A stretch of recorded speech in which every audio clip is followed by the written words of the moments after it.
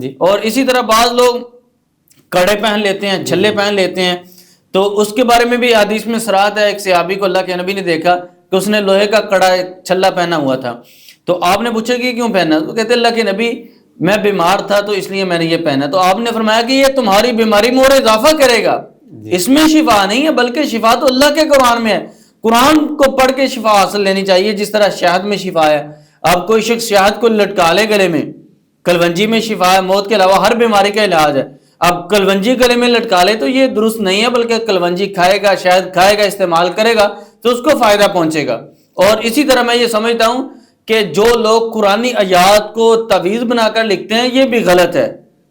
کہ اگر قرآنی آیات کا تعویذ جائز ہوتا تو اللہ کے نبی وضاحت کر دیتے کہ تم قرآنی آیات کو لٹکا سکتے ہو، بلکہ آپ نے مطلق یہ بول دیا کہ جس نے جو تعویذ لٹکایا اس میں ہر طرح کا تعویذ آ جاتا ہے. اور پھر میں یہ سمجھتا ہوں کہ اگر عقلی ایسے یہ دیکھا جائے تو پھر بھی یہ قرآن مجید کی توہین ہے کہ آپ کے گھر میں ایک پورا قرآن پڑا ہوا ہے، کیا اس میں شفا نہیں ہے؟ آپ نے ایک آیت کو گلے میں لٹکا لی ہے اور یہ ایمان بنا لی ہے کہ اس میں شفا ہے اور اس تعویذ کی وجہ سے مجھے شفا ملے گی.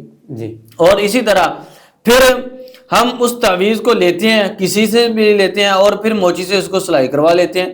اب وہ اسی سے گندے جوتے سلائی کرتا ہے اور اسی سے وہ اس تعویذ کو گانٹ کے دے دیتا ہے. تو اس وجہ سے بھی یہ درست نہیں ہے. اور پھر اسی طرح اکثر لوگ تعویذ پہنتے ہیں، وہی تعویذ پہنے تو وہ ناپاکی کی حالت میں بھی ہوتے ہیں، واش روم میں بھی چلے جاتے ہیں. تو قرآنی آیات کو ایسی جگہ پہ لے کے جانا، اب خواتین تعویذ پہنتی ہیں تو خواتین بھی بعض کو ناپاکی کی حالت میں ہوتی ہیں، تو اس حالت میں قرآن کو پکڑنا اور پھر اسی طرح نماز پڑھنا درست نہیں ہے.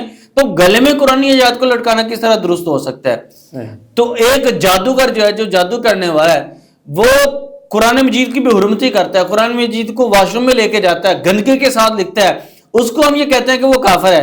اور جو مسلمان ہو کے مسلمان ہونے کا دعویٰ کرنے والا تعویذ پہن رہا ہے اور پھر اس کو واش روم میں لے کے جا رہا ہے تو وہ کس طرح مسلمان ہو سکتا ہے؟ تو اس لیے میں یہ سمجھتا ہوں کہ یہ قرآن مجید کی بے حرمتی ہے، توہین ہے. تعویذ پہننا بھی چاہیے اور لٹکانا بھی نہیں چاہیے.